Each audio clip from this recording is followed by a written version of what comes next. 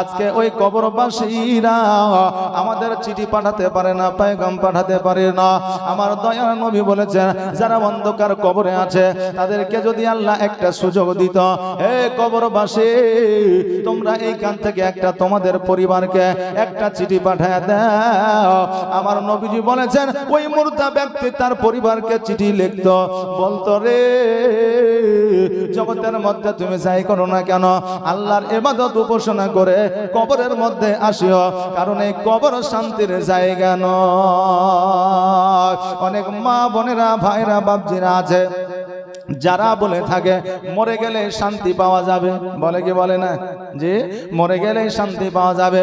কিন্তু না না, আমরা জগতের মধ্যে 50 বছর, 60 বছর, 70 বছর, 80 বছর বেঁচে আছি, কিন্তু কবরের মধ্যে আমাদের অমর ভর থাকতে হবে। আসলে এই জায়গাটা হলো আমাদের পরীক্ষার একটা হল। আসল আমাদের জীবন শুরু কবরে, জোরে বলেন সুবহানাল্লাহ।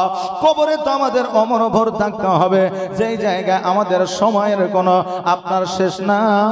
ওই কবরে থেকে যদি চিঠি পাঠাতে কোনো সুযোগ থাকতো, এই চিঠিটা, এই পত্রটা লিখতো, বাড়ির খবর নিত না, ভাই কেমন আছে, বোন কেমন আছে, মা কেমন আছে, বাপ কেমন আছে, এই খবরটা নিত না, শুধু খবরটা দিত কবরে আসার আগে তুমি কিছু আমল করে আসো। আজকে ওই কবরকে উদ্দেশ্য করে এই জালসার মাহফিল সাজিয়েছে। আজকে এই এলাকার মানুষেরা আজকে এই জায়গায় আসে না। আজকে তুমি দোয়া না করলে কালকে তোমার জন্য কেউ করবে না। ইংরেজি একটা প্রবাদ বাক্য আছে, টিট ফর ট্যাট, যেমন কর্ম তেমন ফল। আজকে আপনি কারো জানাজায় শামিল হবে, আপনার জানাজায় কেউ শামিল হবে। আজকে আপনি কারো জানাজায় শামিল হবেন না, কালকে আপনার জানাজায় কেউ শামিল হবে না। আজকে আপনি কারো কবরে আপনার 3 খাবল মাটি দিতে যাবেন, কালকে আপনার কবরে আসবে, আজকে যাবেন না, কালকে কেউ আসবে না।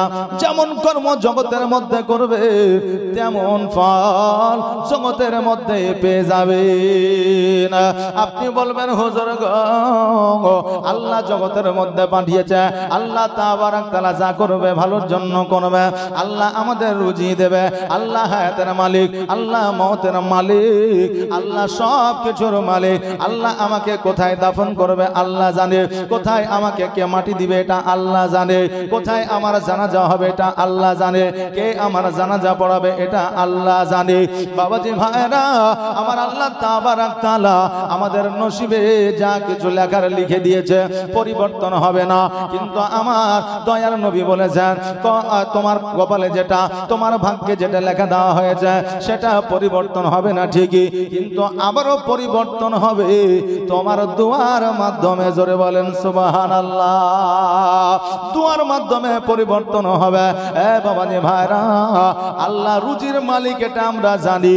আল্লাহ রুজির মালিক বলে আমাদেরকে তো খাওয়ায়া দিবে না, দিবে নাকি? আমাদেরকে আল্লাহ হাত দিয়েছে, হাত দিয়ে উঠিয়ে খেতে হবে। আমার একজন মাওলানা ওয়াজ করেছিল, আল্লাহর বান্দারা, আল্লাহ রুজির মালিক তোমাকে খাওয়াবে, পড়াবে। একজন শুনেছে ওয়াজ, শোনার পরে ও চিন্তা করেছে, হাই রে, আল্লাহ যেহেতু রুজির মালিক, আল্লাহ খাওয়ায়, আল্লাহ পড়ায়, আল্লাহ চলাফেরা করায়, আজকে দেখবো আল্লাহ আমাকে কেমন করে খাওয়ায়। ও চিন্তা করছে যে আল্লাহ যখন আমাকে খাওয়ায় তা আমি আজকে নিজে খাবো না, আল্লাহ আমাকে কেমন করে খাওয়ায় তাই দেখবো। বাড়িতে এসেছে, বাড়িতে আসার পরে এবার মা বলছে, বেটা বাড়িতে এসেছিস তো খেলে? বলছে না খাবো না। বলে কেন খাবি না? এমনি খাবো না। তারপরে আপনার একদিন অতিবাহিত হয়ে গেল, দ্বিতীয় দিন বলছে খেলে, বলছে খাবো না। বলে ক্ষুধার্ত অবস্থায় আর কতদিন থাকবি? বলে আল্লাহ তাবারক তাআলা যতদিন আমাকে না খাওয়াবে। এবার বাবাজি ভাইরা, মা জননী সন্তানকে বারবার রিকোয়েস্ট করতেছে, কিন্তু সন্তান বলছে না না খাবো না। মা যখন জোর করেছে, ওই সন্তান জঙ্গলে চলে গেছে। মা ওই বাড়ি থেকে খাবার নিয়ে জঙ্গলে গিয়েছে, বেটাকে খাওয়াবে। বেটা বেটা বলছে না খাবো না। মা বলছে এই দেখ খাবার থাকলো, খেলে খাবি না খেলে খাবি। মা বাড়িতে চলে এসেছি। এবার যখন আপনার দিন চলে গেছে, রাত্রি হয়ে গেছে, এবার ওই জায়গায় বসে বসে ওই যুবক চিন্তা করছে আল্লাহ যখন খাওয়াবে তখনই খাবো। এইদিকে হঠাৎ করে 10 থেকে 12টা আপনার ডাকাতের দল এসেছে। আসার পরে ওই জায়গায় সোনা দানা টাকা পয়সা ভাগ করবে। হঠাৎ করে দেখছে যেন ওই জায়গায় খাবারের আপনার বাসন রাখা আছে। চিন্তা করে এই জায়গায় কে খাবার রেখে গেছে, দেখ দেখ আশেপাশে কোনো মানুষ আছে নাকি। এবার খুঁজে দেখছে একজন যুবক ওই জায়গায় বসে আছে। বলে খাবারটা কার? বলে আমার। বলে খাবারটা খাসনি কেন? বলে এমনি খাইনি। বলে খাবারটা খাওয়া? বলে খাবো না। বলে কেন খাবি না? বলে এমনি খাবো না। তাহলে খাবারে নিশ্চয়ই বিষ আছে, না হলে অন্য কোনো ব্যাপার আছে। বলে না কিছুই না। বলে তুই খাবারটা খা। বলে খাবো না। বলে খাবি না, দাঁড়া। ওকে জোর করে ধরে নিয়েছে, বুঝলেন, গালে ফাড়াফাড় 2-4টা চড় মেরেছে। যেমনই চড় মেরেছে অমনি বাবা আপনার খেতে আরম্ভ করেছে। অনেক সময় মার এমনই একটা ওষুধ বিভিন্ন কাজে লাগে, লাগে না? মার এমন একটা ওষুধ বিভিন্ন কাজে লাগে। এবার যখন 2-4টা চড় পড়ে গেছে, খেতে আরম্ভ করেছে। পরের দিন মাওলানার কাছে গিয়েছে। যাওয়ার পরে বলছে মাওলানা, আপনি ওয়াজের মাধ্যমে বলেছিলেন আল্লাহ খাওয়ায়, আল্লাহ চলায়, আল্লাহ পড়ায়, কিন্তু এটা তো বলেন না না খেলে আল্লাহ মেরে মেরে খাওয়ায়। এটা তো বলেন নাই যে আল্লাহ মেরে মেরে খাওয়ায়, আমাকে কালকে মেরে মেরে খাইয়েছে। বাবাজি ভাইরা, আল্লাহ আমাদের রুজির মালিক ঠিকই, কিন্তু আল্লাহ আমাদের কর্ম দিয়েছে, আল্লাহ আমাদের হাত দিয়েছে, আল্লাহ আমাদের জিহ্বা দিয়েছে, আল্লাহ আমাদের নাক দিয়েছে, আল্লাহ আমাদের চোখ দিয়েছে। জিহ্বার মধ্যে 3000টা আপনার শিরা প্রশিরা আছে। যেই জিহ্বা অনেক রকমের স্বাদ আপনার গ্রহণ করতে পারে। দেখবেন আল্লাহ তাবারাক তাআলা মানুষের জিহ্বার মধ্যে এমন একটা জিনিস দিয়েছে, আপনি শাক, একই শাক 3 প্রকারের খেলে 3 প্রকারের স্বাদ পাওয়া যায়। গোশত খেলে আলাদা স্বাদ, খাসির গোশত খেলে আলাদা স্বাদ, মুরগির গোশত খেলে আলাদা স্বাদ। পানকে পান না স্বাদ আলাদা? কি করে হয়? আল্লাহর মহিমা কেমন দেখেন। ও বাবাজি ভাইরা, জগতের মধ্যে আপনি যাবতীয় যাহা কিছু করছেন না কেন, হালালি পথে আসেন, হালালি উপার্জন করেন, ভালো কাজ করেন, আল্লাহর উপাসনা করেন। কবরে আল্লাহ আপনার কবরে জান্নাতের বিছানা বিছায় দিবি। আর যদি জগতের মধ্যে সুদ ঘুষ নিয়ে ব্যস্ত থাকেন, হারাম কাজে যদি লিপ্ত হয়ে থাকেন, কবরের মধ্যে এমন আযাব হবে, ডান দিকের মাটি বাম দিকের মাটি চাপ দেবে, আপনার হাড় হাড্ডিগুলা আটার মতো পেশাই করে দেবে। বাবা, ওই কবরে আপনার বিষাক্ত সর্প আসবে, আপনাকে দংশন করবে, আপনার শরীরটাকে ঝাঁঝরা করে দেবে। এত যন্ত্রণা সহ্য করা যাবে না রে বাবা। এই জন্য জগতের মধ্যে একটু ভালো কাজ করে জানা, সেই ভালো কাজ আল্লাহর দরবারে পছন্দনীয় হবে। আমার আল্লাহ তাবারাক তাআলা বলে, বান্দারে তোমার একটা ভালো কাজ যদি আমার পছন্দ হয়ে যায়, ওই ভালো কাজটার জন্য আমি আল্লাহ তোমাকে জান্নাতবাসী করে দিব। জোরে বলেন সুবহানাল্লাহ। আজকে জগতের মধ্যে আমাদের কষ্ট করতে হয় না, যুদ্ধের ময়দানে যেতে হয় না, জিহাদ করতে হয় না, নিজের সন্তানকে কতল করতে হয় না, নিজের সন্তানকে শহীদ করতে হয় না। কিন্তু এমন একটা সময় ছিল যেই সময় ইসলামের জন্য জিহাদ করতে হয়েছে, যেই সময় ইসলামের জন্য প্রাণকে বাজি রাখতে হয়েছে, যেই সময় ইসলামের জন্য যুদ্ধের ময়দানে যেতে হয়েছে, যেই সময় চুরি করে আল্লাহর ইবাদত করতে হয়েছে, যেই সময় ইবাদত করতে গিয়ে কাফেররা যদি দেখেছে পাথরের আঘাত করেছে, এত কষ্টের মধ্যেও আল্লাহর ইবাদত উপাসনা করেছে। এখন বর্তমানে আমাদের কিছুই করা লাগে না, বর্তমানে যুদ্ধের ময়দানে যেতে হয় না, নামাজ পড়লে কেউ পাথরের আঘাত করে না। এখন মসজিদে এসি লাগায় দেওয়া হচ্ছে, বান্দারে তোরা ইবাদত কর। এসি থাকার পরেও মোরা মসজিদে যাই না। বাবাজি ভাইরা, জগতের মধ্যে এমন একজন কাফের ছিল যার নাম ইতিহাসের পাতায় জলজল করে, যার নাম আমরা বিভিন্ন জায়গায় শুনেছি, যার নাম হলো ফেরাউন। এই ফেরাউনের সর্বপ্রথম একটা ব্যবসা ছিল, যেই ব্যবসাটা ছিল তরমুজের ব্যবসা। দেখেন না, রোজার মাসে আপনার তরমুজের দাম বেড়ে যায় নাকি বলেন, আবার বিক্রিও খুব বেশি হয়। যদি লাল না হয় ইনজেকশনের দ্বারা দিয়ে আপনার লাল করে দেয়, বলে যত খুশি খা, আর ডায়রিয়া হয়ে হাসপাতালে গিয়ে ভর্তি হয়। বাবা আজকে আমরা এই তরমুজ নিয়ে ব্যতিব্যস্ত, কিন্তু এই তরমুজের ব্যবসা ছিল মূলত ফেরাউনের। এই ফেরাউন তরমুজের ব্যবসায় কত রকমের কারসাদি করেছে, কারসাদি করার পরে কত মানুষের সঙ্গে চিটারি বাটপারি করেছে। এই ফেরাউন মানুষের প্রতি অত্যাচার শুরু করে বাদশাহীর পদ নিয়েছে। বাদশাহী পদে আসার পরে মানুষের প্রতি অত্যাচার শুরু করেছে। মানুষের প্রতি অত্যাচার শুরু করার পরে ওই ফেরাউন আপনার নিজেকে খোদাই দাবি করেছে। জগতের মধ্যে যতই পাপ করেন না কেন আল্লাহ তাআলা জগতের মধ্যে তার বিচার কিছু করে দেয়। দেখবে জগতের মধ্যে আপনি কারো হালাল, কারো টাকা মেরে খাবেন, কারো পয়সা মেরে খাবেন, আল্লাহ আপনাকে এমন একটা রোগ দিবে, আল্লাহ এমন একটা আপনাকে বালা দেবে যে যত টাকা মেরেছেন তার চাইতে 1000 গুণ বেশি টাকা ডাক্তারের কাছে চলে গেছে। আপনি মনে করেন যে এটা তো আমি নিজের টাকা খরচা করছি। বাবাজি ভাইরা, জগতের মধ্যে পাপ করবেন, জগতের মধ্যে আল্লাহ এমন কিছু শাস্তি দিয়ে দেবে আপনার ওই গুনাহ থেকে কিছু গুনাহ ঝরে যাবে। ফেরাউন যখন আল্লাহ নিজের খোদাই দাবি করলো, মানুষ যেন ব্যতিব্যস্ত হয়ে গেল, তার অত্যাচার সহ্য করতে পারে না। আল্লাহ দরবারে দোয়া করে, আল্লাহ গো আজকে এই ফেরাউনের অত্যাচার থেকে কেমন করে বাঁচা যায়, এই ফেরাউনের অত্যাচার থেকে কেমন করে আরাম পাওয়া যায়। এবার প্রত্যেকটা মানুষ যেন হাহাকার শুরু করে দিল। গ্রামের মধ্যে যেন কোনো শান্তি নাই, শহরের মধ্যে যেন কোনো শান্তি নাই, যেন সর্বদা সর্বসময় যেন হাহাকার লেগে থাকে। ওই ফেরাউন রাত্রি বেলায় বিছানায় শুয়ে আছে, হঠাৎ করে স্বপ্নের মাধ্যমে দেখছে যেন সিরিয়ার দিক থেকে মিশরের দিকে যেন একটা আলো যেন এসেছে। আলো আসার পরে জ্যোতি এসেছে, জ্যোতি আসার পরে তার রাজপ্রাসাদকে যেন পুড়িয়ে দিয়েছে, তার রাজপ্রাসাদকে যেন জ্বলিয়ে দিয়েছে। সকাল বেলায় যখন ঘুম ভেঙে গেল, ঘুম ভেঙে যাওয়ার পরে তার কাছে নিকটতম যারা পুরোহিত ছিল তাদের কাছে গিয়ে স্বপ্নের কথাটা বলল। স্বপ্নের কথাটা যখন বলল, তারা স্বপ্নের বর্ণনা করলো, তারা স্বপ্নের ব্যাখ্যা দিল যে আমাদের ফেরাউন, আমাদের প্রভু আজকে যে নূরটা, যে আলোটা, যে জ্যোতিটা আপনি দেখেছেন, ওই জ্যোতিটা আপনার ধ্বংসের পথ, আপনাকে ধ্বংস করার জন্য আসবে। বলে কেমন করে ধ্বংস করবে? বলে শোনে,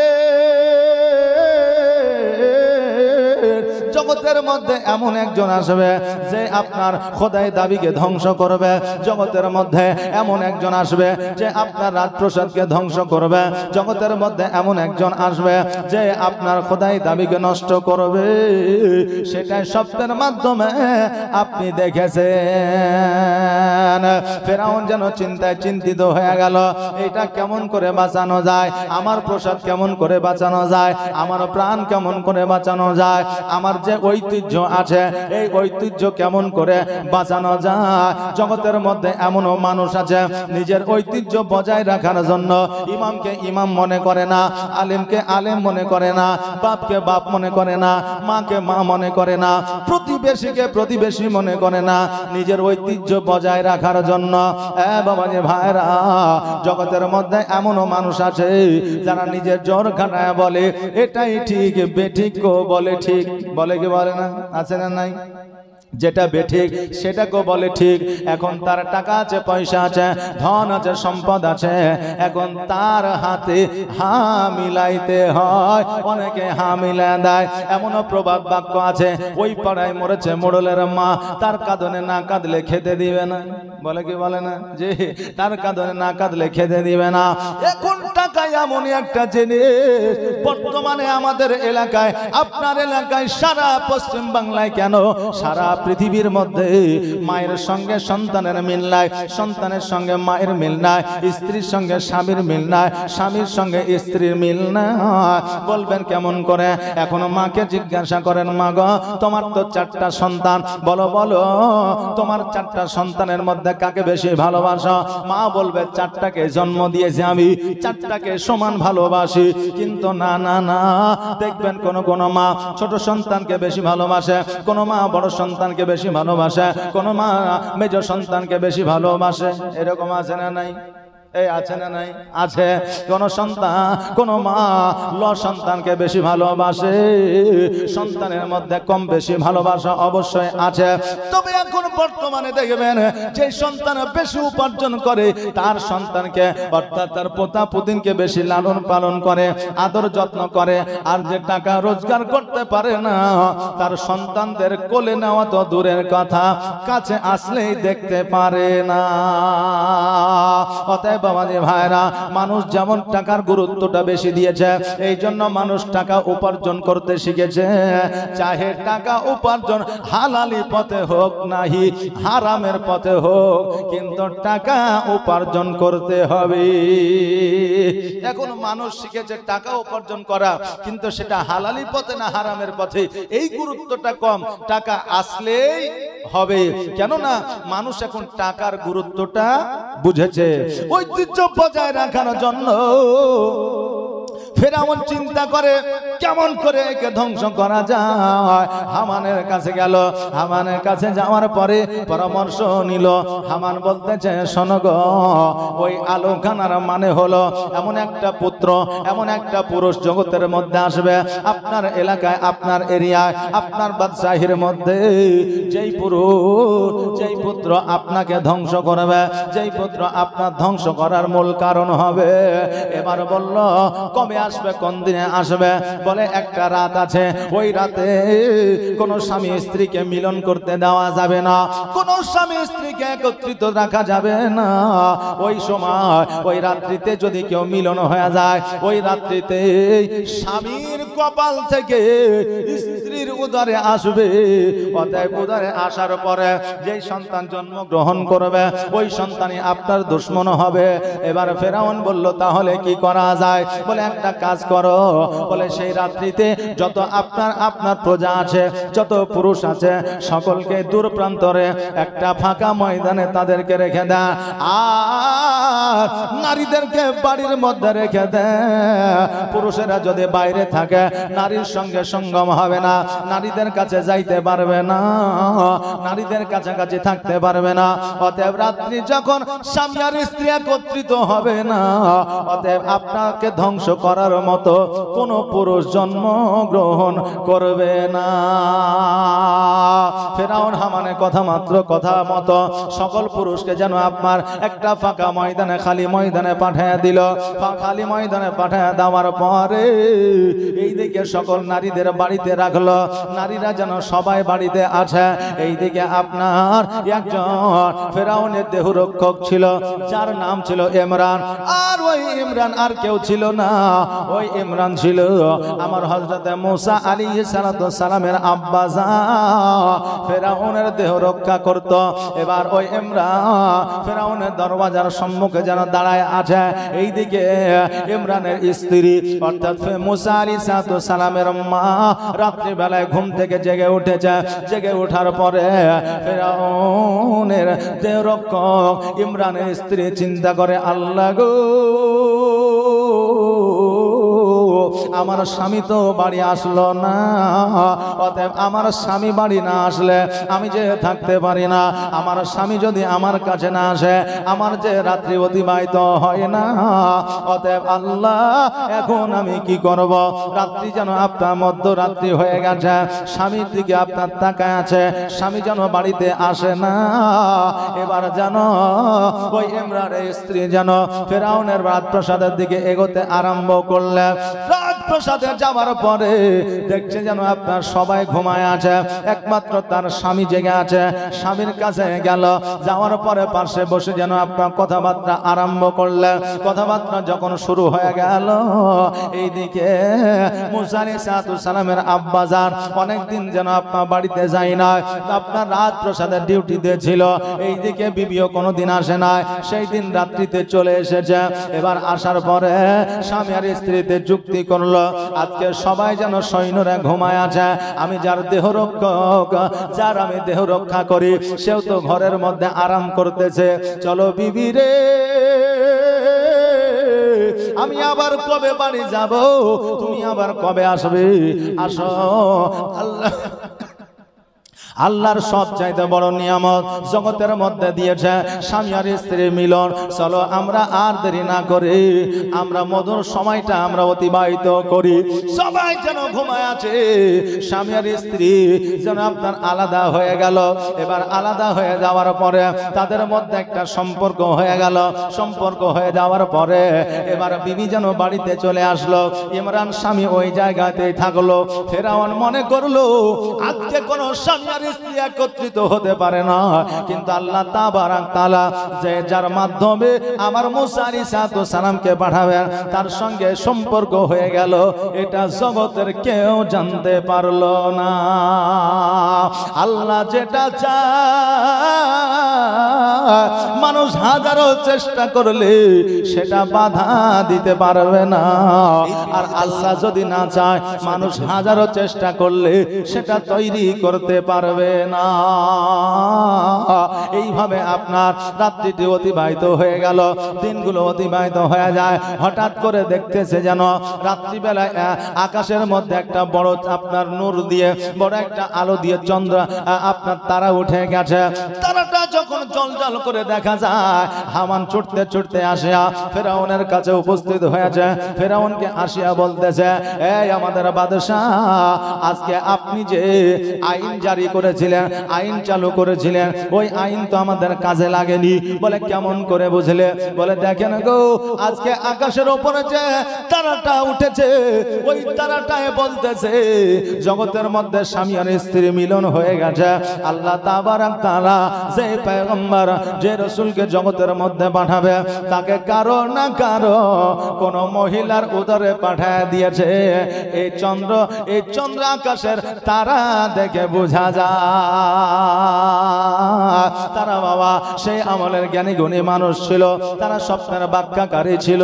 এবার ফেরাউন বলল, তবে কি করা যায়, এটা কেমন করে রদ করা যায়? হামান বলল, শোনো গো, আজকে ওই পুত্রের কাছ থেকে আপনি যদি রক্ষা পেতে চান, যারা পুত্র সন্তান জন্ম দেবে প্রত্যেকটা পুত্রকে শৈশবকালে আতুর ঘরে তাদেরকে কতল করে দেওয়া হোক। ফেরাউন বলল, যদি কতল করে দিই আমার রাজপ্রাসাদ কি টিকে যাবে? বলে হ্যাঁ। বলে আমার রাজত্ব কি থেকে যাবে? বলে হ্যাঁ। বলে ঠিক আছে, আজকে থেকে আইন জারি হয়ে গেল। এক একটা মহিলাকে ডাকা হলো, এক একটা মহিলাকে দায়িত্ব দেওয়া হলো। বলে শোনো রে, প্রত্যেকটা বাড়িতে বাড়িতে যাইবা, আর লক্ষ্য রাখবা যেই বাড়িতে পুত্র সন্তান জন্ম নেবে আমাকে খবর দিবা, তার জন্য তোমাদের পুরস্কৃত করব। আর ওই পুত্র সন্তানকে আমার সৈন্যরা গিয়ে কতল করে আসবে। দেখবেন বাবাজি ভাইরা, আপনার যদি কোনো দুশমন থাকে, আপনার ওই দুশমন আপনার খবর ডাইরেক্ট নিতে আসবে না, কাউকে না কাউকে আপনার সঙ্গে লাগাবে, কারো না কারো মাধ্যম নিবে। আজকে জগতের মধ্যে আপনার প্রতিবেশী দুশমন নয়, আজকে জগতের মধ্যে বাইরে কেউ দুশমন না, আজকে বেশিরভাগে দুশমন হলো নিজের পরিবারের মধ্যে। কারণ হইল জ্ঞানী গুণীরা বলেছে, বাইরের দুশমন হলে যুদ্ধ করে তার সঙ্গে পরাজয় করা যায়, বাইরের যদি দুশমন হয় তার সঙ্গে মারামারি করা যায়, বাইরের যদি দুশমন হয় তাই ওই যুদ্ধে জয়লাভ করা যায়। কিন্তু নিজের পরিবারের মধ্যে যদি দুশমন তৈরি হয়ে যায়, কিয়ামত পর্যন্ত ওই যুদ্ধ থামানো সম্ভব নয়। ও বাবাজি ভাইরা, এবার প্রত্যেকটা মহিলাকে যেন এই ডিউটি দেওয়া হলো। যেই বাড়িতে যেই পরিবারে পুত্র সন্তান জন্মগ্রহণ করে, এই ফেরাউনের লোকেরা যাইয়া ওই পুত্র সন্তানকে যেন বাবা আপনার কতল করে দিয়ে আসে, জগৎ থেকে তাদেরকে বিদায় দিয়ে দেয়।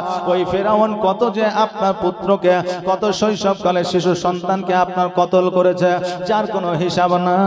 আজকে যাদের কতল করতে অন্তর কাঁদে না, যাদের কতল করতে মনে বাঁধে না, তাদেরকে কাফেরের ন্যায় বলা হয়েছে।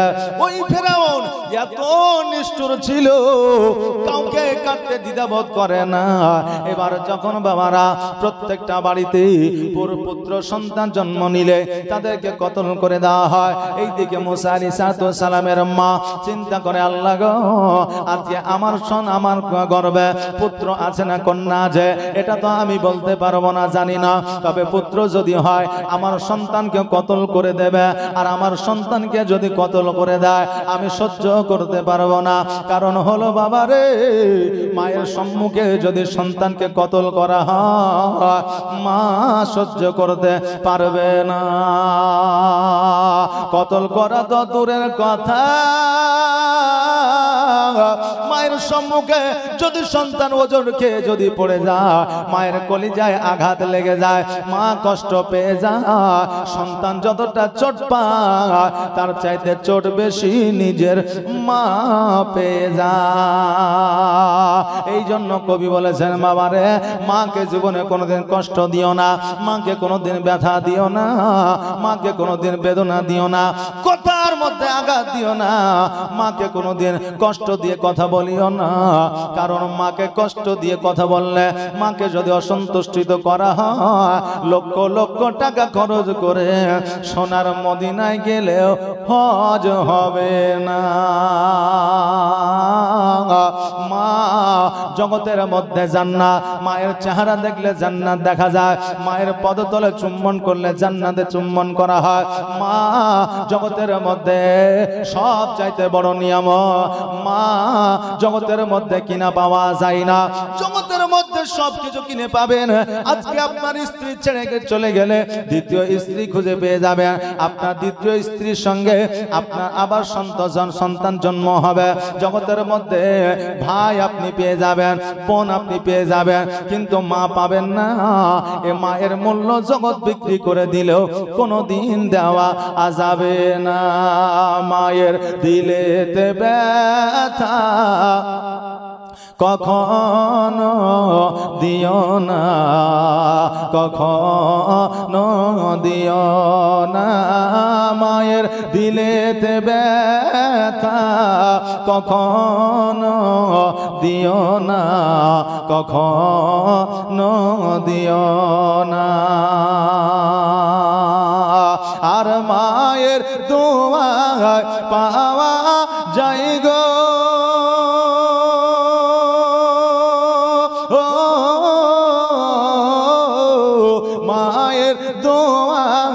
পাওয়া যায় গো জান্নাতের ঠিকানা। মায়ের দিলেতে ব্যথা কখনো দিও না, কখনো দিও না। মায়ের দিলেতে ব্যথা কখনো দিও না, কখনো দিও না। দেখো দুঃখে দুঃখিনী রবে,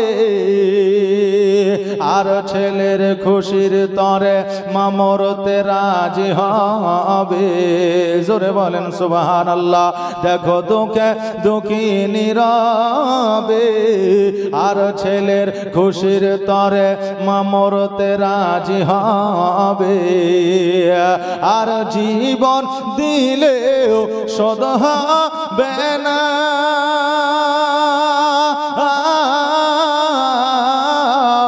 জীবন দিলেও শোধ হবে না।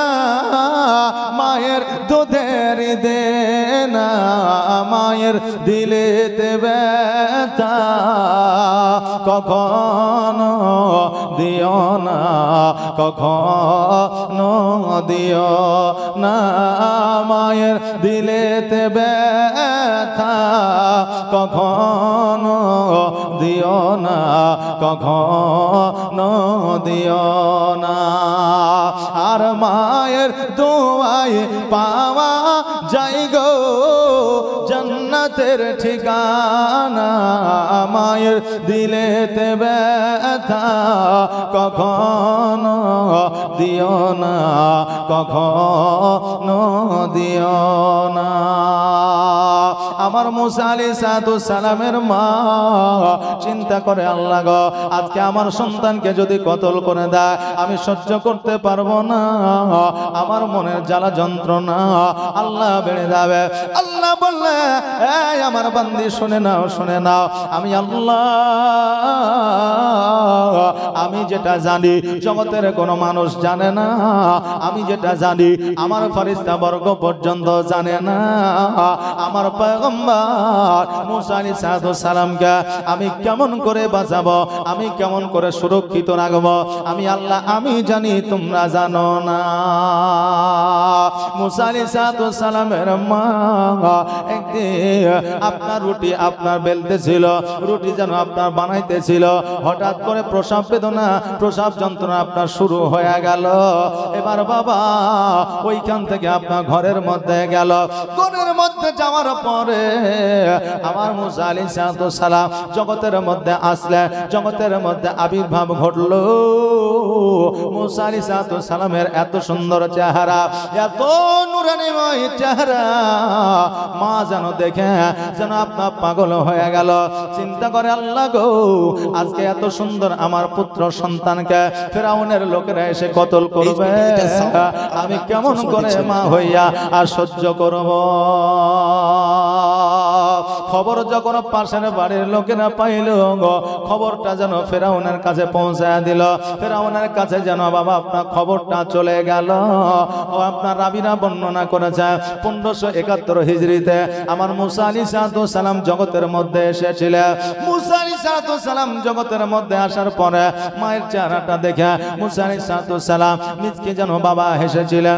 জগতের মধ্যে সন্তানেরা যখন আসে কান্না করতে আরম্ভ করে, কান্না যদি না করে ডাক্তারেরা আপনার ওই বাচ্চাকে আঘাত করে, বাচ্চা কান্দে, মা খুশি হয়, কিন্তু বাচ্চা কষ্ট পায় না।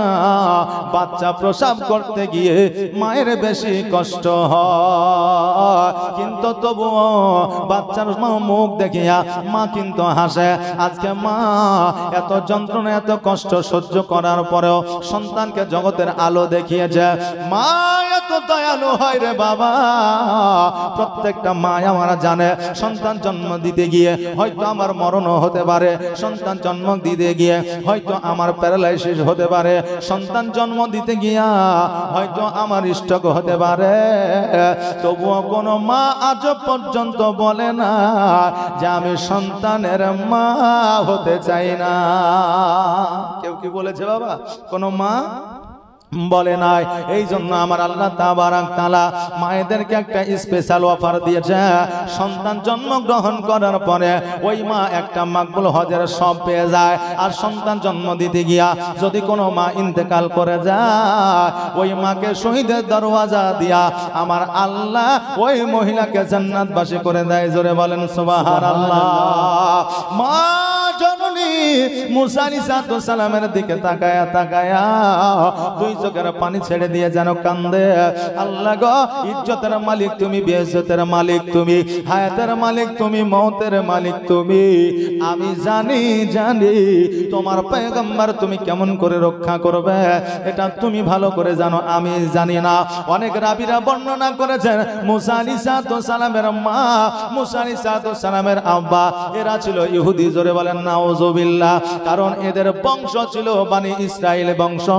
ইয়াকুব আলাইহিস সালামের আপনার পরম্পরা, ইউসুফ আলাইহিস সালামের পরম্পরা, যেই বংশটা পয়গম্বরের বংশ, যেই বংশটা আপনার নবীদের বংশ, সেই বংশের মানুষেরা কেমন করে বেধর্মিক হতে পারে?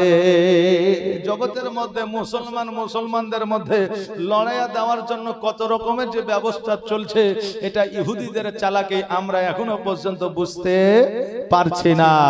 মুসা আলাইহিস সালামের মা ওই সন্তানকে নিয়ে আপনার আদর করছে, যত্ন করছে। এমন অবস্থায় ফেরাউনের লোকেরা এসে হাজির হয়েছে। পুত্র সন্তান জন্ম নিয়েছে বলে দেখবে বলে কতল করে দিবে বলে। আরে বাবা, আজকে জগতের মধ্যে আমাদের মা বোনেরাও এইরকম আছে যে কোনো খবর পাইলে ওই খবরটা অন্য জায়গায় পৌঁছে দেওয়ার জন্য প্রস্তুত থাকে কি থাকে না? থাকে। এই জন্য আমার নবী পাক সাল্লাল্লাহু তাআলা আলাইহি ওয়াসাল্লাম যখন আপনার মেরাজ করে যখন আপনার জগতের মধ্যে এসেছিলেন, সাহাবীরা বলেছিলেন ইয়া রাসূলুল্লাহ ইয়া হাবিবাল্লাহ, কি কি দেখলেন? বলে জান্নাত দেখেছি, জাহান্নাম দেখেছি। নবী গো,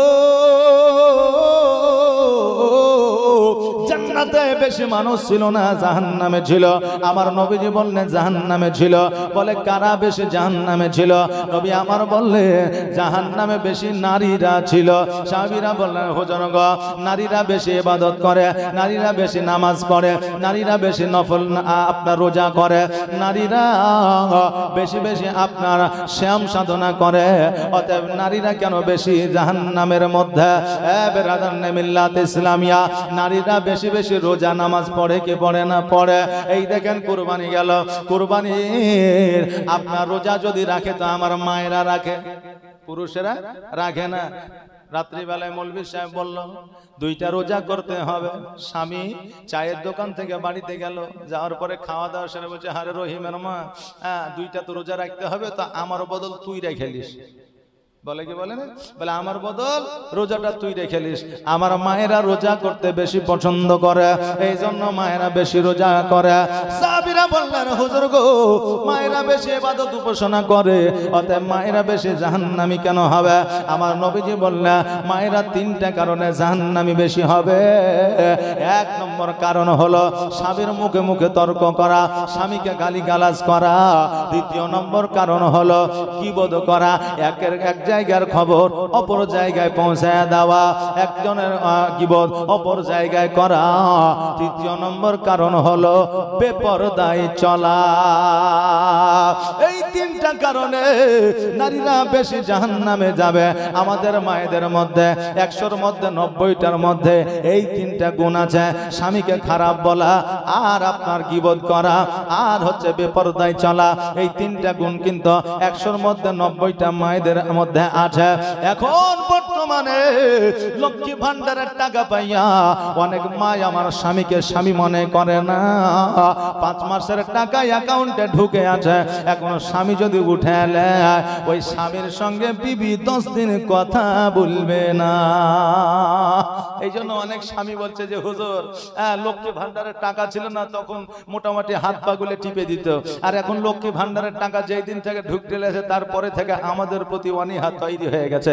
হুজুর লক্ষ্মী ভান্ডার ছিল না তো মোটামুটি ভালোই ছিল। আচ্ছা বলেনি কি সহজে বলছে? এর মধ্যে জ্বালা আছে, তার জন্যই বলছে।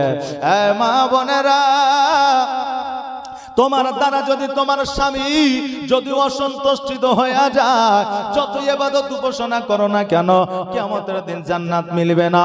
এই জন্য স্বামীর পায়ের নিচে তোমার জান্নাত। স্বামীকে তুমি সর্বদা খুশি রাখো, সুখে রাখো।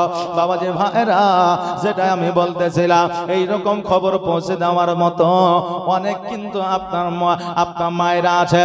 এখন বর্তমানে আপনার গ্রামে আপনার এলাকায় যদি কোনো বিবাদ লাগে, ঝগড়া লাগে, ঝামেলা লাগে, সমস্যা হয়, এখন পুলিশকে ফোন করা লাগে না, অটোমেটিক চলে আসে। আসে কি আসে? চলে আসে।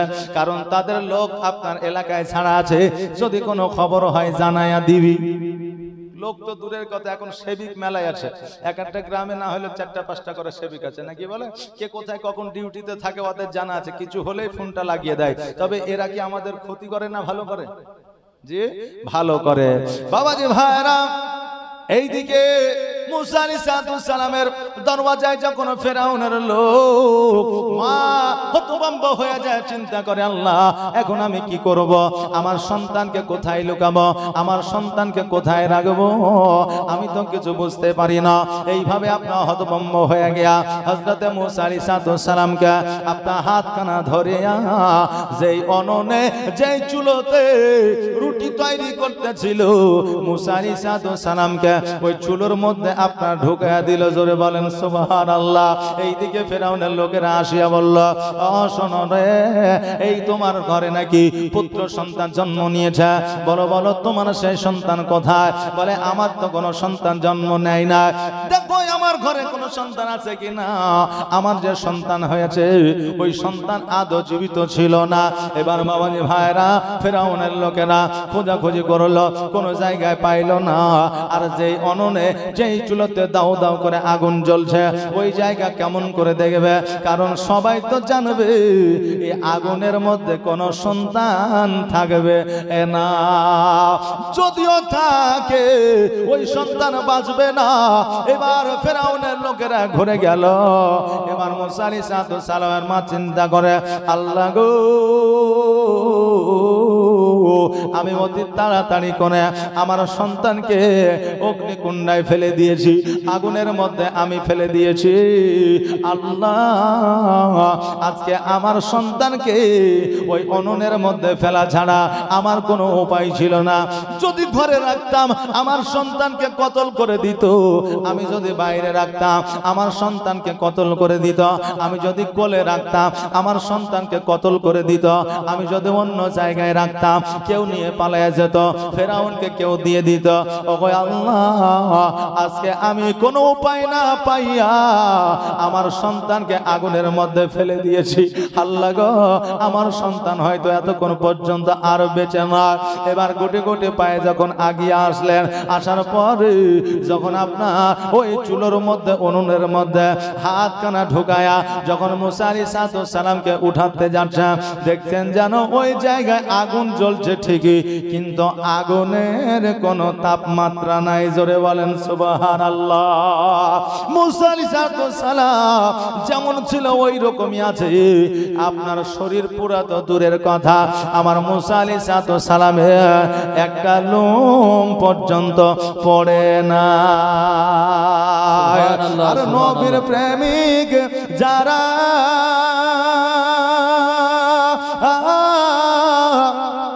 দিশে হারা মরণের ভয় করে না, প্রেম তো মরে না। জোরে বলেন সুবহানাল্লাহ, সুবহানাল্লাহ, আওয়াজ দিয়ে বলেন না ইয়া রাসূলুল্লাহ। আর নবীর প্রেমিক যারা দিশে হারা মরণের ভয় করে না, প্রেম তো মরে না, প্রেম তো মরে না। আর প্রেম করেছেন ইব্রাহিম নবী নমরুদের আগুনে ফেলি। আর প্রেম করেছেন ইব্রাহিম নবী নমরুদের আগুনে ফেলি। ওগো আগুন হইল ফুল বাগিচা ফুল ইব্রাহিমের পশম জ্বলে না, প্রেম তো মরে না। আর নবীর প্রেমিক যারা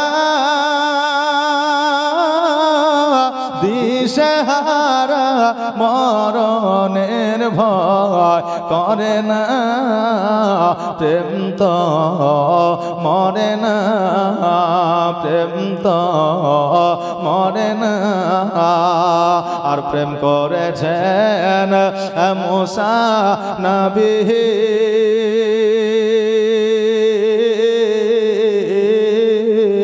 তোর পাহাড়ে গিয়াছেন চলে। আর প্রেম করেছেন মুসা নবী তোর পাহাড়ে গিয়াছেন চলে।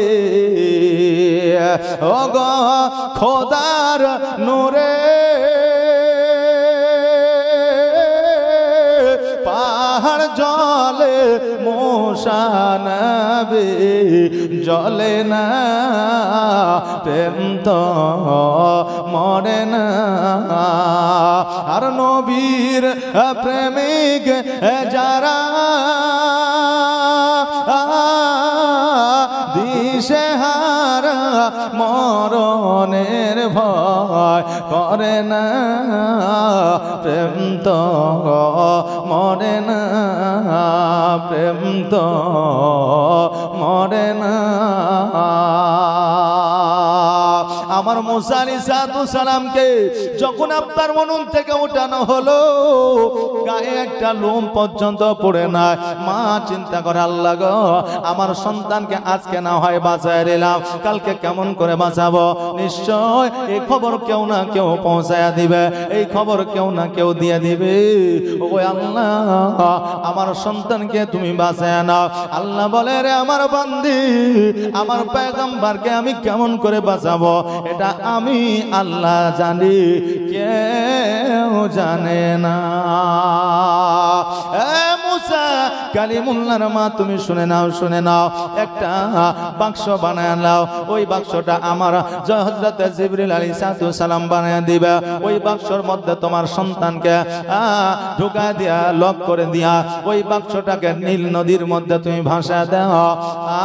তোমার সন্তান পানিতে ভেসে যেইখানে যাবে ওই জায়গায় সুরক্ষিত থাকবে। মা বললে, আল্লাহ গো, আমার সন্তানকে আমি ছাড়িয়া কেমন করে থাকবো? আমার সন্তানকে কে দুগ্ধ পান করাইবে? আমার সন্তানকে কে লালন পালন করবে? আমার সন্তানকে গোসল বানায়া দিবে? আমার সন্তানকে কে খাওয়ায়া দিবে? আমার আল্লাহ বললে, শোনো রে বান্দি, ও শোনো, আজকে হয়তো কিছুক্ষণের জন্য তোমার সন্তানকে ছাড়িয়া তুমি থাকবে, কিন্তু আমি আল্লাহ, আমার মহিমা বোঝা বড় দায়, আমি তোমার সন্তানের সঙ্গে পুনরায় আবার তোমাকে মিলায় দিব। জোরে বলেন সুবহানাল্লাহ। এবার বাবাজি ভাইরা, হযরতে ইসরাইল আলাইহিস সালাম জগতের মধ্যে আসলেন। আসার পরে যেন একটা সিন্দুক তৈরি করে দিলেন, একটা বাক্স তৈরি করে দিলেন। ওই বাক্সর মধ্যে হযরতে মুসা আলাইহিস সালামকে আপনার ঢোকায়া দিলেন। ঢোকায়া দেওয়ার পরে নদীর মধ্যে যেন আপনার ভাসায়া দিলেন। এইদিকে ফেরাও নিজের স্ত্রী আসিয়াকে লইয়া আপনার নদীর কিনারায় যেন বিকেল বেলায় বসে আছে, আর যেন আপনার ফুরফুরে হাওয়া খাচ্ছে। আমরা বিকেলে ঘুরতে যাই না? যাই না? জি বাবা, যাই না? হয়তো মাঠের দিকে, বাগানের দিকে, বা হয়তো ছাদের উপরে যায়, যাতে একটু হাওয়া বাতাস আমাদের গায়ে লাগে। আমাদের মায়েরা যুবকদেরকে অনেক সময় বলে, তোমরা সকাল সকাল ঘুম থেকে ওঠো না, ঠান্ডা বাতাসটা পাও না, এই জন্য তোমাদের রোগ বালা বেশি হয়ে যায়। বলে কি বলে না? বলে।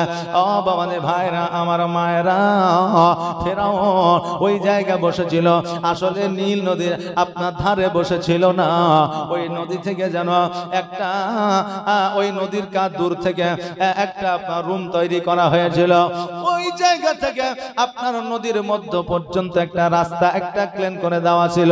ওই যায় আপনার নীল নদের পানির স্রোতের মাধ্যমে ফেরাউনের বাড়ির মধ্যে চলে আসতো। যেমন আমাদের এখন হাজারদুয়ারির লালবাগ গেলেই দেখা যায় নবাব সিরাজউদ্দৌলা নদীর মধ্যে গোসল করতে যাইতো না, ওই বাড়ি থেকে আপনার একটা ক্লেন করা আছে, ওই জায়গায় ঢুকে গিয়ে তারা গোসল বানিয়ে নিত। ইতিহাস দেখবে ও বাবাজি ভাইরা, ফেরাউনের ওই রকম একটা সিস্টেম ছিল। এবার ওই জায়গায় বসে স্বামী আর স্ত্রী যেন আর আপনার গল্প করতেছে, আর যেন বিকেল বেলায় আরাম করতেছে। এবার ওই সিন্দুকটা ভাসিয়া অন্য জায়গায় না যায়া ওই ফেরাউনের কাছে আসিয়া যেন সিন্দুকটা দাঁড়ায়া গেছে।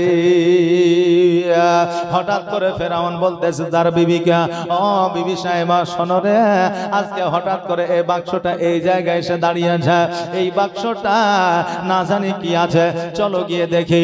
আসিয়া বলল, ওগো আমার স্বামী, তুমি গিয়ে আগে দেখো। এবার ফেরাউন ওই বাক্সটায় যখন হাত দিতে যায়, বাক্সটা দূরে সরে যায়, ফেরাউনের হাতে যেন আসে না।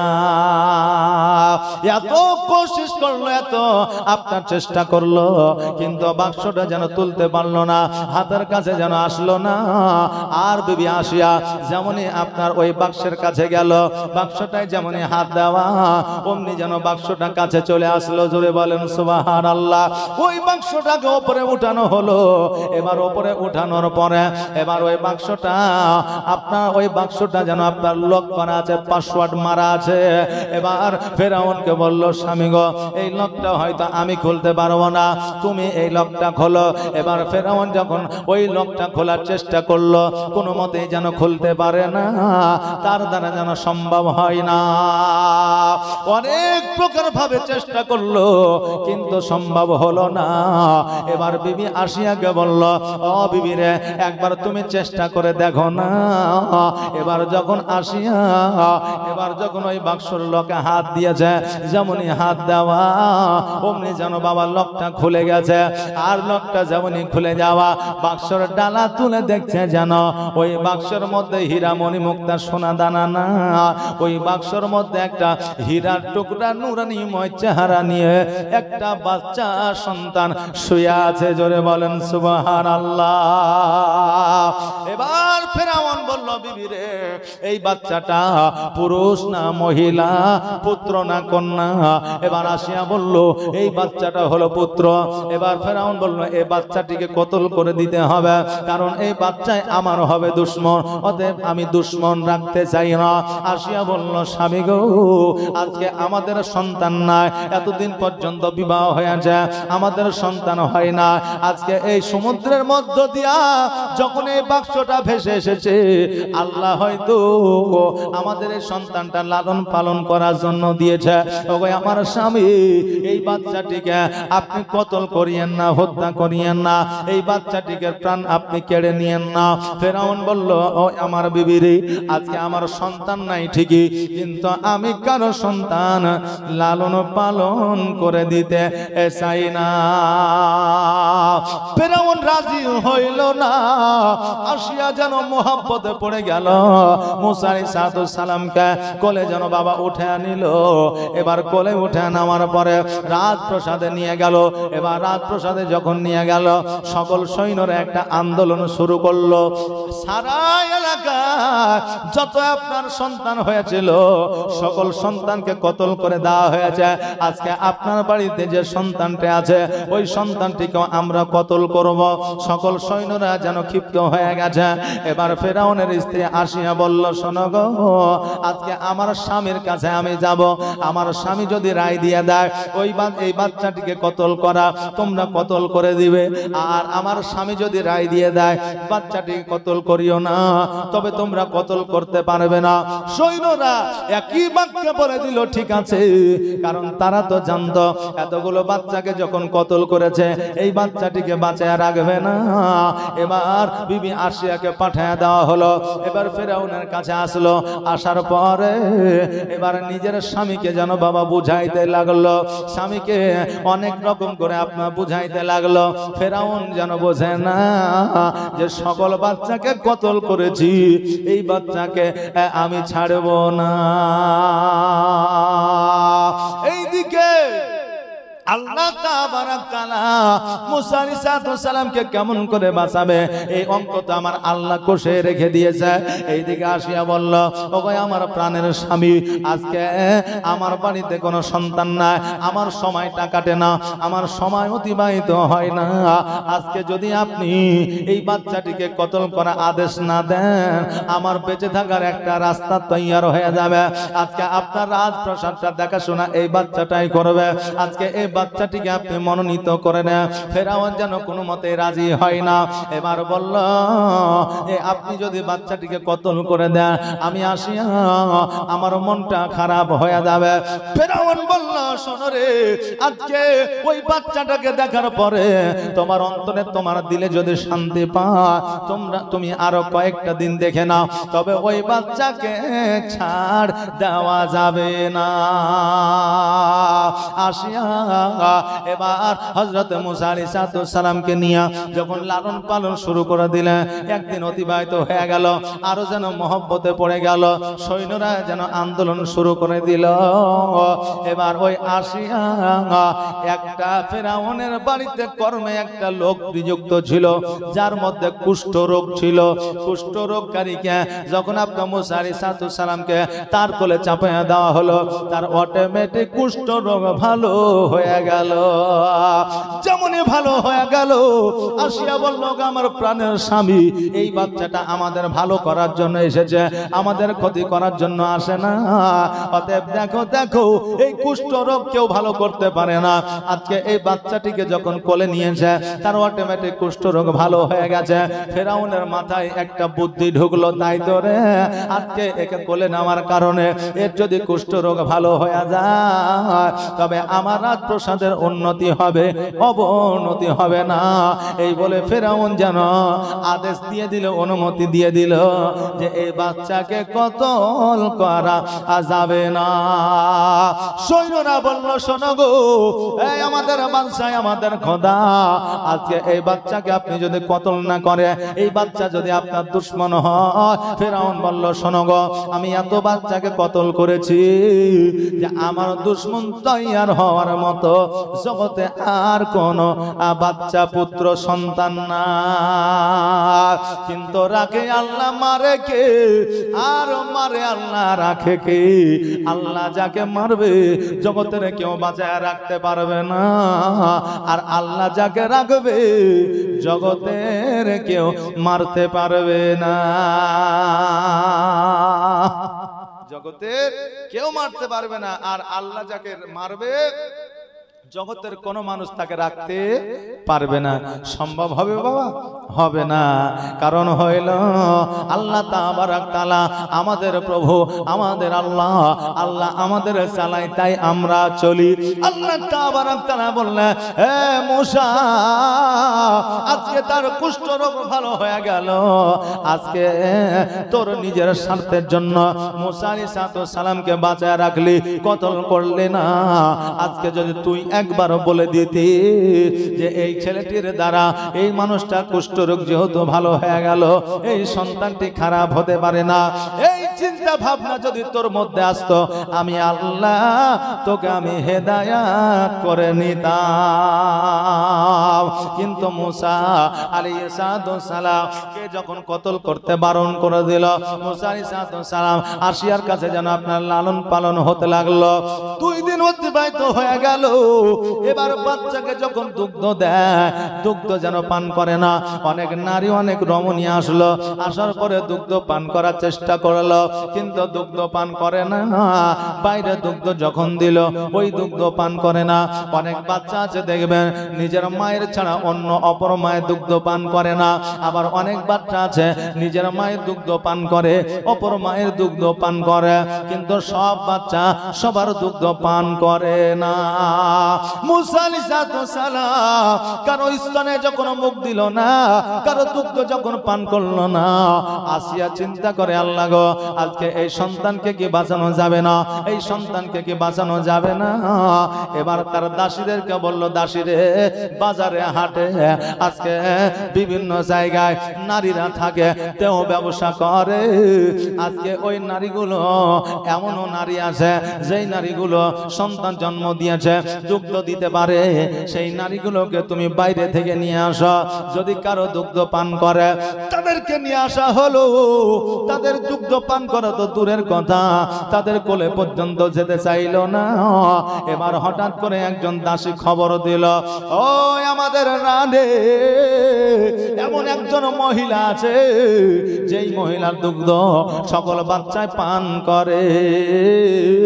এবার বলল, কোন মহিলা? বলে, আপনার স্বামীর দেহরক্ষিক, যার নাম হলো ইমরান, তার স্ত্রী সকল বাচ্চাকে দুগ্ধ পান করাইতে পারে। কিন্তু আসিয়া জানে না ওটাই হলো মুসা কালিমুল্লাহর মা। এবার আসিয়া বলল, শোনো রে, আর দেরি করিও না, বাচ্চা অনেকক্ষণ ধরে দুগ্ধ পান করে না, জলদি করে যা আর ওই মহিলাকে আমার রাজপ্রাসাদে নিয়ে আসো। মুসা আলাইহিস সালামের মাকে যখন ডেকে নিয়ে আসা হলো, ডেকে নিয়ে আসার পরে মুসা আলাইহিস সালামকে কোলে নিলেন। কোলে নেওয়ার পরে যখন দুগ্ধ পান করাইতে আপনার শুরু করলেন, মুসা আলাইহিস সালাম দুগ্ধ পান করতে আরম্ভ করলেন। জোরে বলেন সুবহানাল্লাহ। এই মুসা আলাইহিস সালামের মা যখন মুসা কালিমুল্লাহকে নদীর মধ্যে ভাসা দিয়েছিল, কেউ দেখে না, কেউ জানে না, একমাত্র একটা মহিলা জানত। তো ওই মহিলা ফেরাউনের বাড়িতে কর্মরত ছিল। ওই মহিলার মুখ বন্ধ করার জন্য ওই মহিলাকে ফেরাউনকে যেন না বলে, এর জন্য ওই মহিলাকে সেই আমলে ঘুষ দেওয়া হয়েছিল। রাবিরা বর্ণনা করেছে সেই আমলে 1 টাকা নয়, 2 টাকা নয়, 5 টাকা নয়, 70 টাকা ঘুষ দেওয়া হয়েছিল। যে যেন তুই না বলিস, 70 টাকা ঘুষ দেওয়া হয়েছিল। কিন্তু মায়েদের মনে কথা থাকা খুব মুশকিল। কথাকে বুঝতে পারলেন? মায়েদের মনে কথা থাকে না, চাই 70 টাকা ঘুষ দেন আর 70,000 টাকা ঘুষ দেন। যে আর স্বামীরা যদি ভুলবশত মায়েদের কাছ থেকে, অর্থাৎ নিজের স্ত্রীর কাছ থেকে যদি টাকা ধার নিয়ে নেয়, কিয়ামত পর্যন্ত পরিশোধ হবে না। জি, 100 টাকা ধার নিয়েছেন, 1 মাস ধরে প্রতিদিন 100 টাকা করে দিচ্ছেন, টাকা রেখে দিচ্ছে, কই গো টাকা লাও, রেখে দিচ্ছে, কই গো টাকা লাও, রেখে দিচ্ছে। 1 মাস পরে যখন 2 দিন দেওয়া বন্ধ করে দিবেন, তখন ওই আপনার স্ত্রী বলবে, কই গো তুমি যে 100 টাকা করে দিছিলে, কই টাকাটা দিলে না? তো বলে 100 টাকা করে, কই টাকা তো ওইরকম কোনো মান্থলি করিনি, তুই 100 টাকা পাবি তাই আমি টাকাটা দিয়েছি, তো তুই আমার নিজের লোক, তোকে 100 টাকাই দিব, তার জন্য 1 মাস ধরে 100 টাকা দিয়েছি। ও ওগুলো তো তুমি আমাকে এমনি দিয়েছো, আমি যে 100 টাকা পাই ওই টাকাটা আগে দাও। মানে 1 মাস টাকা দিলেন, ওইটার গল্প নাই, ও যে 100 টাকা দিয়েছিল ওইটা ওকে লাগবে। হ্যাঁ বাবাজি ভাইরা, মায়েদের মনে কথা থাকে না। এই জন্য হারুন আর রশিদ বাদশা বলেছিল, ওই আমার সন্তান, জীবনের সব কথা তোমার বিবির সঙ্গে আলোচনা করবে, কিন্তু মনের কথা কোনোদিন খুলে বলবে না।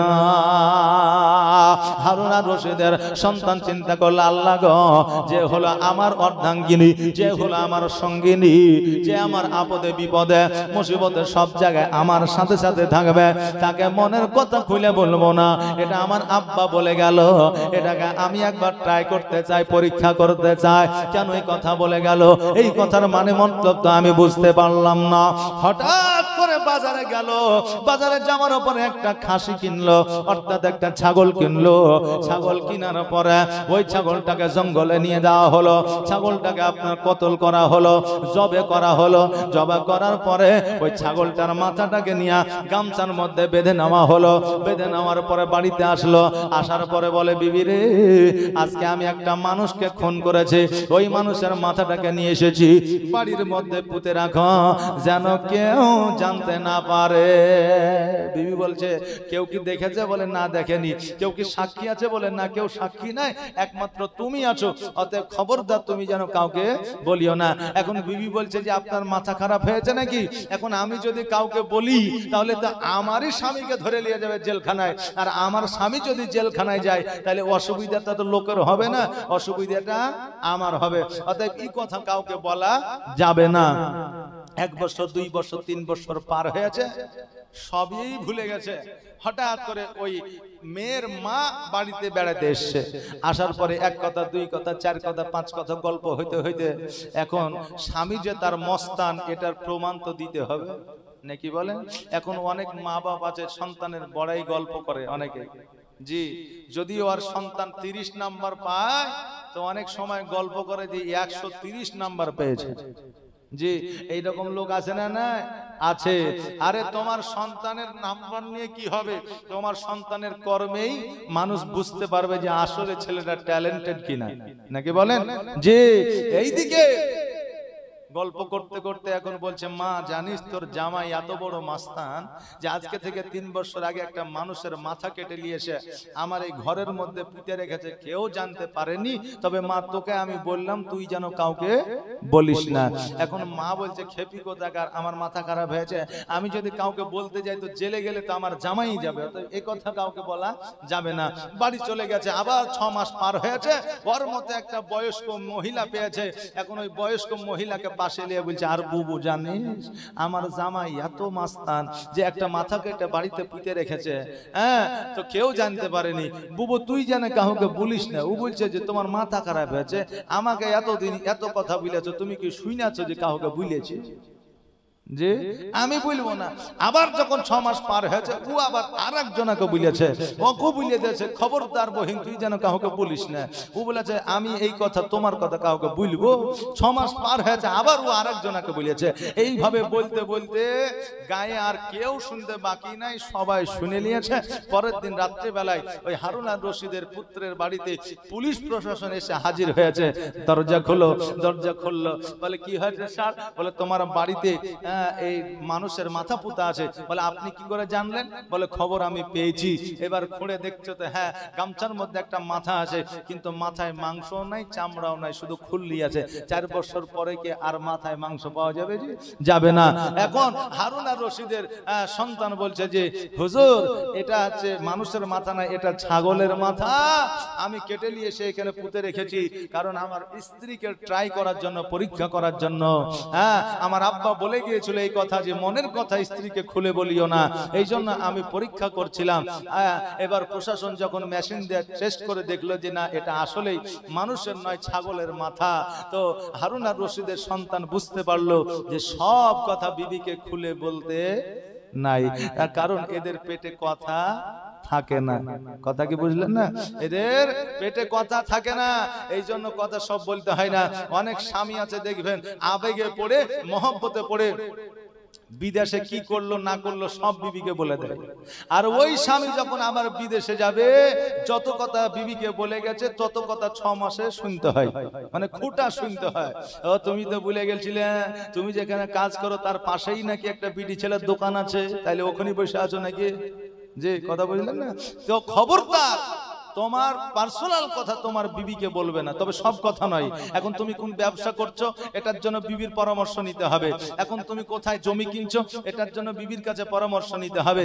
কারণ হলো যে আমার নবী পাক সাল্লাল্লাহু তাআলা আলাইহি ওয়াসাল্লাম বলেছেন যে যেই ব্যবসা হোক, বাণিজ্য হোক, চাহে জমি হোক, স্ত্রীর পরামর্শতে যদি নেওয়া হয় তো সেই সব কাজে সাকসেস হওয়া যায়। জোরে বলেন সুবহানাল্লাহ। কারণ আমার নবীজি বলেছেন যে আমি যেই দিন খাদিজার কাছ থেকে পরামর্শ নিয়ে যুদ্ধের ময়দানে যেতাম, সেই দিনই যুদ্ধে জয়লাভ করতাম। জোরে বলেন সুবহানাল্লাহ। এই জন্য সব কথা যে বলতে হয় না তা নয়, কিছু কথা আপনার লুকিয়ে রাখতে হয়। বাপজি এখন তো এই দেশের মধ্যে, এখন গ্রামের মধ্যে, এলাকার মধ্যে আপনার কিছু পাইলট এসেছে। পাইলট বুঝেন? যারা প্লেন উড়ায়, পাইলট এসেছে। তো এই পাইলটেরা প্লেন উড়াচ্ছে না, ওই মোটরসাইকেলটাকে প্লেন মনে করছে। জি, আর মুড়ে বাজারে আজারে এখানে সেখানে পড়ছে, হাঁটু খাম করছে, পা খাম করছে, কহিনা খাম করছে, কারো কপাল উড়ে গেছে, কারো চোখের হাঁচড়ে গেছে, বুঝলেন না, কারো দাড়ি নাই, এই মুখ পর্যন্ত ব্যান্ডেজ করে দিয়েছে। কথা বুঝলেন কিনা? তো এই যুবক, এই রকম কাজ যেন করিও না। বাইক চালাবা, 10 মিনিটের জায়গায় তুমি 15 মিনিটে যাও, 10 মিনিটের জায়গায় 5 মিনিট করতে যেও না। কারণ ওই 5 মিনিট করতে গেলে সংক্ষেপে বিদায় নিয়ে কবরে চলে যাবে। খুবই সংক্ষেপে বিদায় নিয়ে কবরে চলে যাবে। কাঁদবে কে? তোমার বাপ মা, তোমার স্ত্রী, সন্তান। তোমার কি হবে? কিছুই হবে না। কবরে গিয়ে হা হা লাদ্রি, তোমার কিছুই হবে না। কষ্ট পাবে তোমার সন্তান আদি, স্ত্রী, তোমার বাপ মা, তাছাড়া অন্য কেউ পাবে না। অতএব হুঁশিয়ার হয়ে যাও, সাবধান হয়ে যাও। বাইক নিয়েছো, মোটরসাইকেল নিয়েছো, সাবধানতা অবলম্বন করে চালাবে, যাতে কোনো রকমের মানুষের ক্ষয়ক্ষতি, তোমারও যেন কোনো ক্ষয়ক্ষতি না হয়ে যায়। বাবাজি ভাইরা, যেটা বলছিলাম, মুসা আলাইহিস সালামের মা ওই দাসীকে আপনার 70 টাকা ঘুষ দিয়েছিল যাতে ফেরাউনকে না বলে দেয়, কিন্তু এই দাসী চিন্তা করেছিল আজকে যদি ফেরাউনকে এই খবরটা আমি দিয়ে দিই, খবরটা দিয়ে দিলে আমাকে কিছু উপহার দিবে, আমাকে কিছু টাকা দিবে, আমাকে কিছু হীরামণি মুক্তা দিবে, আর হীরামণি মুক্তা যদি আমি পাই আমি ধনী হয়ে যাব, বড় লোক হয়ে যাব, আমার অভাব অনটন থাকবে না। ওই মহিলা যখনই ফেরাউনকে বলতে গিয়েছে তখনই তার কথা বন্ধ হয়ে গিয়েছে, কথা বলতে পারে নাই। জোরে বলেন সুবহানাল্লাহ। কারণ ফুল যেমন হবে খুশবু তেমন হবে। গোলাপের কাছ থেকে সূর্যমুখীর খুশবু পাওয়া যাবে না, আর সূর্যমুখীর কাছ থেকে গোলাপের খুশবু পাওয়া যাবে না। ফুল যেমন হবে খুশবু তেমন হবে। এই জন্য কবি বলেছেন যে ফুল যোগ যুগান্তরে খুশবু ছড়ায়। জোরে বলবেন না সুবহানাল্লাহ? একটা আওয়াজ দিয়ে বলবেন না সুবহানাল্লাহ? সুবহানাল্লাহ। জি, কারণ আমার আল্লাহ তাবারাক তাআলা বলেছেন ইয়া আইয়ুহাল্লাযীনা আমানু আমিনু বিল্লাহ। আমার আল্লাহ বলেছেন হে ঈমানদার ব্যক্তিগণ তোমরা পরিপূর্ণভাবে ইসলামের মধ্যে দাখিল হয়ে দাও। জোরে বলেন সুবহানাল্লাহ। আজকে আমরা জালসার মাহফিলে বসে আছি যারা, আজকে জালসায় যতক্ষণ থাকবো ততক্ষণ শামিল হয়ে থাকবো। এই জন্য সুবহানাল্লাহ, আলহামদুলিল্লাহ, মাশাআল্লাহ একটু ঘন ঘন বলবো যাতে একটু নেকি বেশি হয়ে যায়। জোরে বলেন সুবহানাল্লাহ। যে ফুল যোগ যুগান্তরে খুশবু ছড়ায়,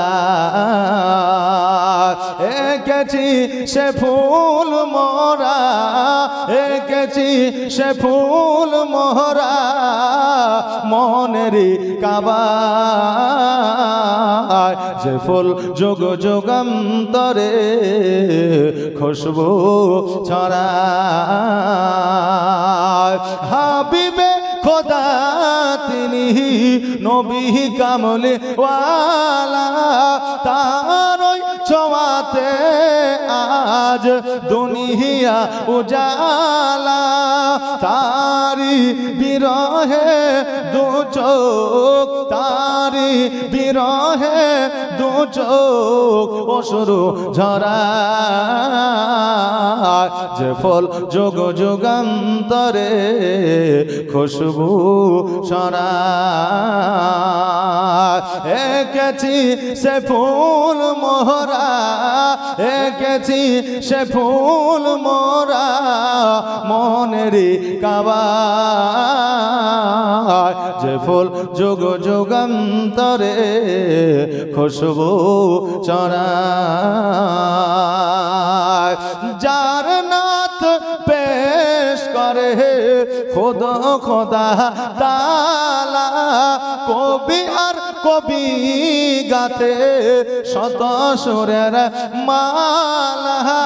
তার প্রেমে পাগল আমি, তার প্রেমে পাগল আমি, কেঁদে যে বেড়াই। যে ফুল যুগ যুগান্তরে খুশবু ছড়ায়।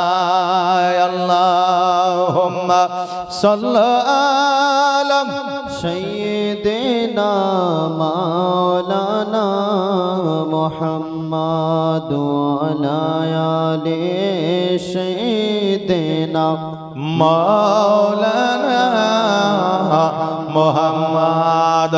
ওই মহিলা যখনই ফেরাউনের কাছে আসতো আর আসার পরে বলার চেষ্টা করতো তার জবানটা বন্ধ হয়ে যাইতো। আমার আল্লাহ তাবারাক তাআলা তার জবানটা বন্ধ করে দিত। আর জবানটা যখনই বন্ধ হয়ে যাইতো ওই কথাটা ফেরাউনকে বলতে পারতো না, আর ফেরাউন খবরও পাইতো না। আমার আল্লাহ তাবারাক তাআলা যেটা মনে করবে সেটাই হবে, তার বাইরে কিছু হবে না। আমার আল্লাহ তাবারাক তাআলা একটা বাক্স তৈরি করে আমাদের দিয়ে দিয়েছে। সারা পৃথিবী আসমান জমিন সব কিছু ঢুকা দিলেও অনেকটা অর্থাৎ অর্ধেকটা খালি থেকে যায়। এই রকম বাক্স যদি আমাদের শরীরের মধ্যে তৈরি করে দিতে পারে, না জানি আল্লাহ কি না করতে পারে।